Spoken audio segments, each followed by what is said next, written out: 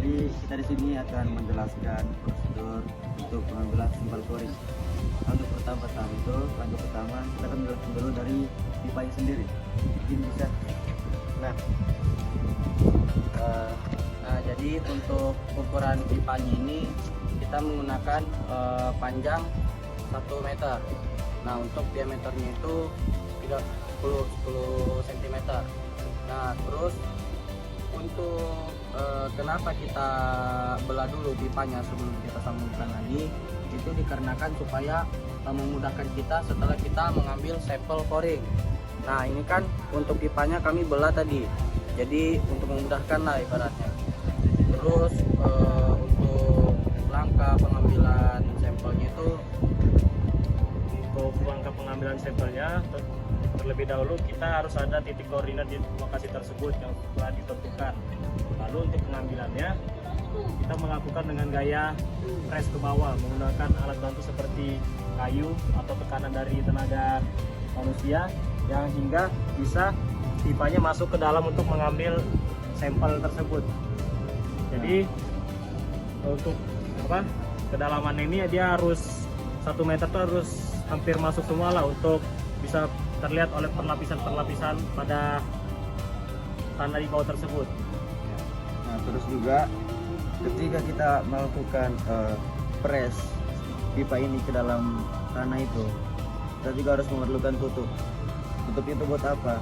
Ketika kita ingin menariknya keluar, kita langsung membaliknya.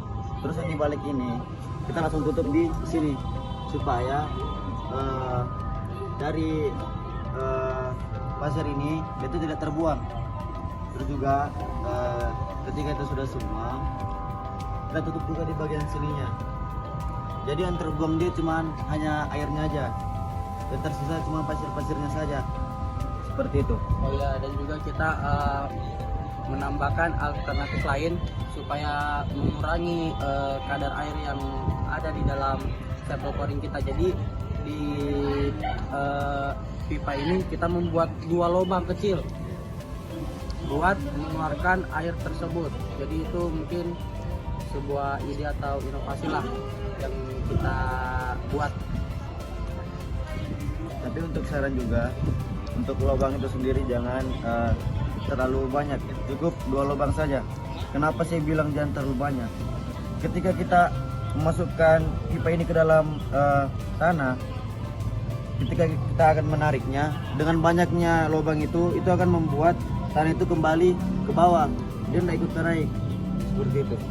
Dan juga pipa tersebut harus direkatkan dengan rekatan yang sangat kuat. Apabila kalau tidak kuat, dia pas dimasukin ke dalamnya dia akan melengkung bertekanan ke dalam dia, sehingga tidak presisi pada diameter pipa tersebut. Jadi makanya dari itu pipa tersebut harus ada pengunci di setiap atas, tengah, dan bawahnya untuk mencegah melengkungnya pipa tersebut.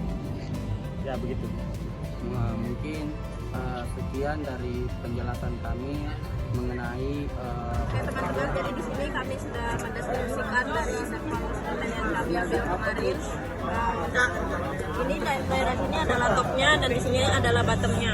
Nah, yang pertama di sini itu ada sekitar 14 cm, dari sini ke sini itu merupakan lanau.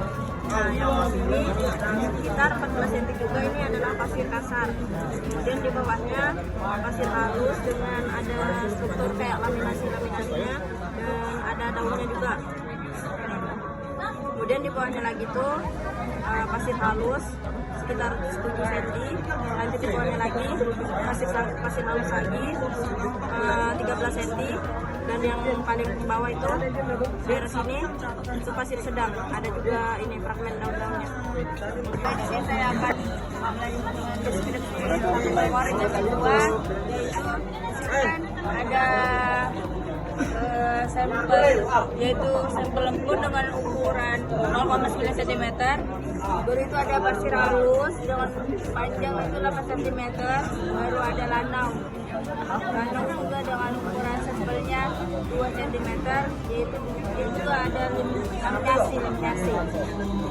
Baru itu di sini ada pasir kasar dengan panjang 6 cm, dan di sini ada lanau juga. lanau dengan pasir sangat halus, yaitu laminasi juga. Yang di sini pasir sedang dengan banyak 5 cm. Jadi di sini tuh bottom, di sini topnya. Oke, dan saya Dari sampel kami, jadi di sini pimpoknya, di sini terdapat lapis batuannya itu lanau ya. Di sini terdapat lanau karena dia di atas di top. Jadi di top itu yang paling atasnya dari lapisan sampel kami itu berupa lanau. Lalu di bawahnya ini, nah ini warna oranye, ini merupakan pasir sedang. Nah di sini 14 cm kami mendapatkan berupa sampel pasir sedang. Lalu di bawahnya lagi, nah di bawahnya ini berupa pasir halus 8 cm. Nah di sini kami mendapatkan sampel 8 cm itu pasir halus. Lalu di bawahnya lagi sama berupa pasir halus 7 cm, tapi di sini warnanya lebih terang daripada di sini. Di sini lebih gelap. Lalu yang di bawahnya lagi pasir sangat halus. Nah di sini pasir sangat halus, warnanya juga agak beda dari yang di atasnya. Di sini gelap, di sini terang. Lalu yang paling bawah kami mendapatkan pasir sedang. Kenapa di sini sampel yang kami dapatkan ini beda dari lanau, pasir halus, sangat halus, sangat sedang, itu dipengaruhi oleh aliran sedimentasi yang terbawa. Jadi arus yang terbawa yang membawa sedimen itu dipengaruhi, dan itu menjadi beberapa lapisan yang berbeda-beda, mulai dari pasir halus, sangat halus, sedang hingga lanau. Mungkin sekian. Nanti saya akan menjelaskan hasil sampel koring kami, yaitu top dan lempung. Untuk ukurannya 0,9 cm. Yang ini pasir halus 8 cm.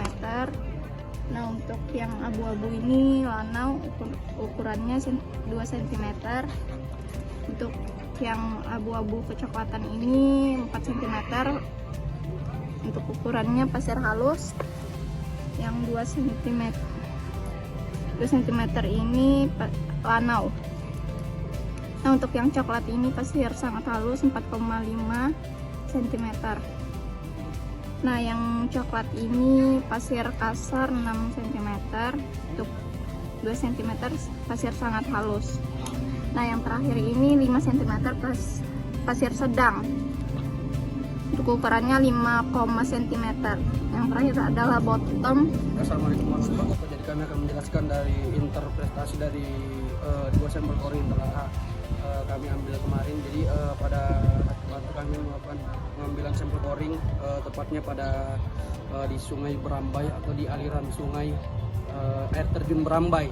Nah untuk sampel sendiri kami ambilnya di aliran ujungnya. Nah jadi untuk dari sampelnya kemarin itu kami melihat adanya pergantian kondisi energi aliran tinggi ke rendah secara berulang yang mencerminkan lingkungan pengendapan fluvial dinamis. Pada kedua sampel koring tersebut juga yang mencerminkan dinamis. Pada kedua sampel lapisan dasar itu didenominasi oleh pasir sedang hingga kasar yang menunjukkan fase awal pengendapan oleh arus cukup kuat. Kemungkinan berasal dari endapan saluran aktif di sekitar aliran utama.